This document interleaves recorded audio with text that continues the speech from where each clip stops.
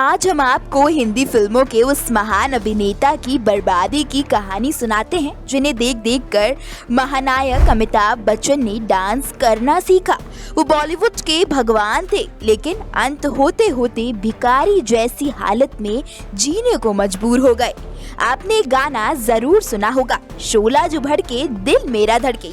शोला जो भड़के दिल मेरा धड़के, या फिर भोली सूरत दिल के खोटे। भोली सूरत दिल के खोटे नाम बड़े। या फिर ओ बेटा जी, ओ बेटा जी, अरे ओ बाबूजी। क्या आप जानते हैं कि ये सदाबहार गीत लेजेंडरी एक्टर भगवान दादा पर ही फिल्माए गए थे।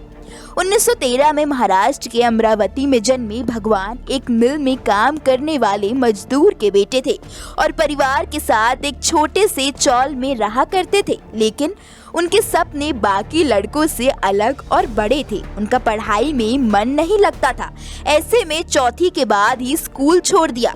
उनकी चौल के पास एक आदमी रहता था जिसका नाम बाबूराव पहलवान था। दरअसल वो फिल्मों में पहलवानों के रोल किया करता था। भगवान की उससे अच्छी दोस्ती हो गई और उसी की मदद से भगवान दादा को भी साइलेंट फिल्मों में छोटे मोटे रोल मिलने लगे। 1931 में भगवान दादा ने बेवफा आशिक फिल्म में कॉमेडियन का रोल किया था।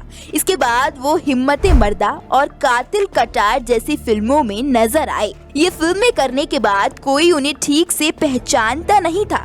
पहचान न मिलने के चलते उन्होंने डायरेक्शन में हाथ आजमाने की सोची। बतौर असिस्टेंट डायरेक्टर उन्होंने बहादुर किसान नाम की फिल्म बनाई।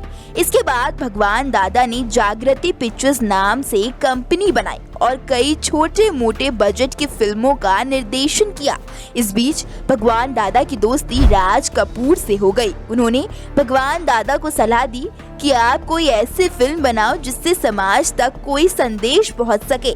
उन्होंने राजकुमार की बात मानी और 1951 में उनकी फिल्म अलबेला रिलीज हुई। किस्मत चमकी और इस फिल्म ने सफलता के सारे रिकॉर्ड तोड़ डाले। उस दौर में राज कपूर की आवारा और गुरुदत्त की बाजी फिल्म ही अलबेला से कमाई में आगे थी। अलबेला फिल्म ने रातों रात भगवान दादा पर पैसों की बारिश कर दी और एक झटके में अमीर बना दिया। तंग चौल में रहने वाले भगवान दादा ने जुहू में समुद्र किनारे 25 कमरों वाला आलीशान बंगला खरीद लिया। हर दिन स्टूडियो जाने के लिए अलग अलग 7 कारें खरीद ली।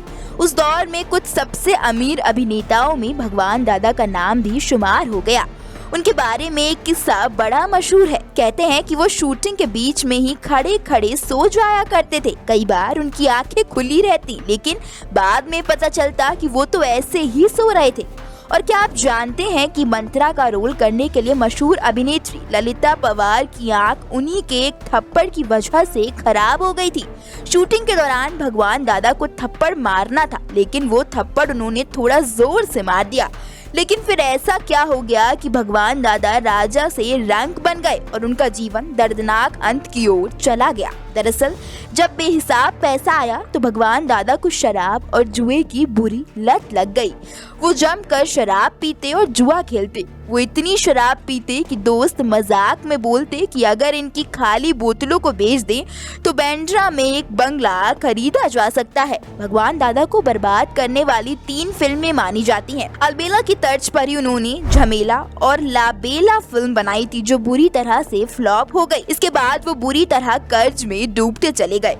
उन्होंने एक और कोशिश की और भारी कर्ज लेकर एक और फिल्म बनाना शुरू की, हंसते रहना। फिल्म में सारी जमा पूंजी लगा दी, यहाँ तक कि बीवी के गहने तक गिरवी रख दिए। लेकिन बदकिस्मती ऐसी कि ये फिल्म कभी पूरी ही नहीं हो सकी और भगवान दादा पूरी तरह से तबाह हो गए। इस कर्ज को चुकाने में 25 कमरों वाला बंगला बिक गया। एक एक कर 7 कारें बिक गई।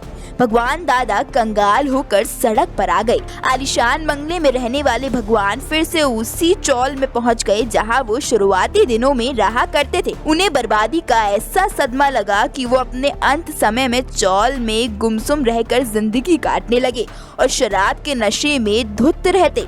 1-2 कलाकारों को छोड़कर पूरे बॉलीवुड ने उनके अंत समय में उनसे किनारा कर लिया। और हाल चाल जानना तक जरूरी नहीं समझा। बॉलीवुड की बेवफाई और बर्बादी के गम में डूबे भगवान दादा फरवरी 2002 को हार्ट अटैक के चलते इस दुनिया को अलविदा कह गए और अपने पीछे छोड़ गए अनगिनत किस्से। दोस्तों, क्या आपको भगवान दादा का कोई किरदार याद है या फिर उनकी कोई फिल्म पसंद हो? अपनी विचार हमें कमेंट कर जरूर बताएं।